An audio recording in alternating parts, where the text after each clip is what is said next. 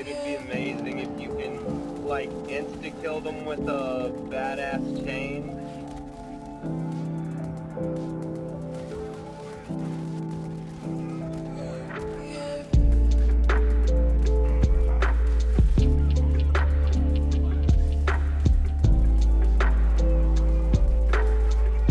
Dang, I can't tell which chains are yours.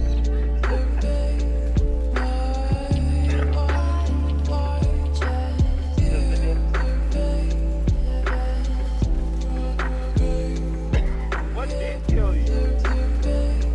I didn't see anything hit you unless it was a fire puddle.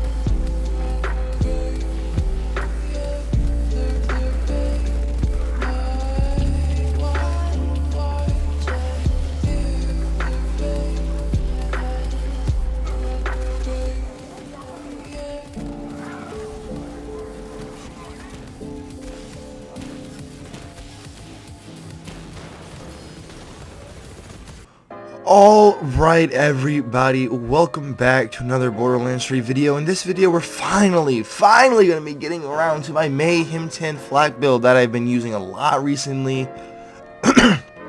Oh, please excuse me there. Since Mayhem 10 has dropped, obviously I've been mostly playing a lot more modes than I have flak, which is totally the opposite way as what I initially thought. Regardless, we've had a lot of complaints about, flak being super squishy.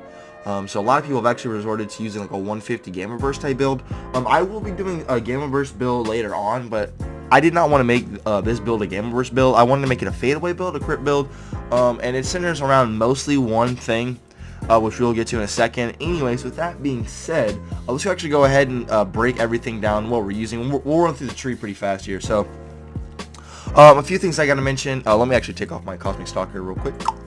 Okay, so here you go. Here's the hunter tree. So real quick, some people that don't like Two Fang, go ahead, throw your you can move your skill points and a hunter's eye and maybe an extra in a second intention. Just make sure you get all the way down to Mega War. It's a very simple tree that we got running here. We still don't use Grim Harvest, and we never ever use Ambush Predator. But if you want to use a little bit of second intention, because I'm not gonna lie, some of the weapons that we're gonna be using here are they're multi-pellet weapons. So Two Fang actually won't help them too much. It's not like we're using a rocket or anything. If we're using like single pellets, this would be way stronger. So if you want to spread these 5 into second intention and hunter's eye, go ahead and do that. But otherwise, go ahead, copy all this as you see it. Max out Planetary Stalker. Wow. Max out Interplanetary Stalker, leave no trace. Head count, the big game, Hunters, the most dangerous game, not Grim Harvest, Galactic Shadow, and obviously Mega War. And then, yes, this is the pet that we're going to be using, the Spider and Scorcher. Here's the look at our green tree. Here's our blue tree, just our Resistance Hunter. Then here is our green tree. So we're actually going to go 2 out of 5 in the self-repairing system instead of 4 out of 5 or 5 out of 5. Definitely always want to max out your Sikkim. That's Sikkim, really? No, max out your Furious Attack. We never, ever use this, ever. That's a waste of skill points, bro. Yeah, definitely max out your Furious Attack. You're overclocked. I would definitely recommend putting 3 out of 5 into it. 3 out of 5 into Eager to Impress. This is very helpful for making sure that we help get our kill skill back. Or not our kill skill, our action skill, or fade away. And then our all my BFFs just help keep the pet alive. Licking the wounds, obviously. Turn, tail, and run. Always max out Fast and the Furious. 2 out of 5 into Rage and Recover, and then 1 in the Power Inside. So here is our crit build. Obviously, we're using 3-shot fadeaway. We're using Not My Circus, and obviously Until You Are Dead. We're using Not My Circus instead of Unblinking Eye, mainly for the fact that it's Mayhem 10, and Flag does struggle a little bit to stay alive in here. Since we have no life steals, since we have no life steal skills, having the pet taunt get aggro off of us is always going to help out a lot more than Unblinking Eye would be, especially since our crits we'll only have 3 shots inside of fadeaway. So obviously, yeah. But yeah, so that's going to do it for the tree here. Pretty simple tree, nothing too crazy going on in a typical fadeaway tree. So if we go over to the equipment here, we go ahead and throw back on my Cosmic Stalker. Where is it at? Here it is. Yeah. Okay, so to run things off, we have our Monarch here. We're actually using a ×4 Monarch. I found that ×8 Monarch runs through bullets a lot, and a lot of reloading going on, and more reloading, the less time you have to shoot. So yeah, I actually like the ×4 Consec Kits one instead. We are using Consec Kits across the board here, along with our Pearl. I just want to go ahead and throw that up. I also have this Pearl that I like to sometimes swap in and out of. I felt like the Pearl that I'm using right now, the health regen one, it just helps a little bit more for like the Mayhem 10 True Takedown, just to help keep you alive a little bit more. But the Pearl right here on the right could definitely help with the damage. Obviously with fire and mag size, very useful. We're using an OPQ and a Monarch, 2 assault rifles here. Obviously the OPQ is very good for just bursting down single target adds, weak adds. It's just OPQ system is obviously a very useful weapon.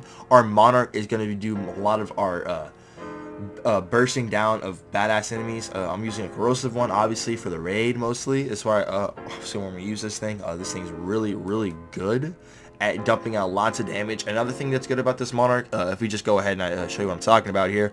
So I generally keep this thing in bipod mode at all times and just switch off it when I need to. So we go into fadeaway, then we just shoot a mag. Look how fast it comes back. This is why we use the Monarch here. If you notice the gameplay against Wotan, I'm able to chain fadeaways almost instantly, and that's very important. So yeah, this is obviously why we run the Monarch, plus it does a crap load of damage. Look how fast, I mean, you get my point. So, we use the Monarch, the OPQ system, and then we use our Max Pellet Stagecoach here. I did a video on this one. A lot of people think that the Stagecoach is it fell off a bit in Mayhem 10. While it did fall off a little bit in Mayhem 10, by no means is this thing bad. Like, this thing is still an absolute menace. Just being able to output so much damage like that is very important and very nice. Also, it being a Stagecoach and being a multi-pellet weapon, it blocks head count a lot, so we can go in and fade away very fast. That's mostly the purpose of this thing. We use this thing once we go inside of fadeaway to burst out a badass, or to try and get fadeaway back. It just helps out a lot. That and the Monarch really helps us get our fadeaway back as fast as we can, and obviously we're going to be going in and out of fadeaway as much as we possibly can with this build. Reflex. This is our main mobbing weapon. If we have like lots of ads, this is the weapon we choose with. This weapon, it's not as good as the Stagecoach or Monarch to getting our fadeaway back, but it can still get your fadeaway back very fast with its chaining. And obviously, since we're using Mega Bar, it's crits. I have found that I like the ×7 one more than the ×14 one. The ×14 one, what it does, it uses too much ammo, and basically it hurts Leave No Trace, because with the ×7 one, you're gonna be able to have Leave No Trace proc a lot, and you won't have to reload with the reflex as much as you would think with Leave No Trace procking as much as it will, and having ×14 will just hurt Leave No Trace, not being able to regen the ammo faster than you can shoot it. So that's why we use the ×7 one here. But yeah, these are the main weapons that I used.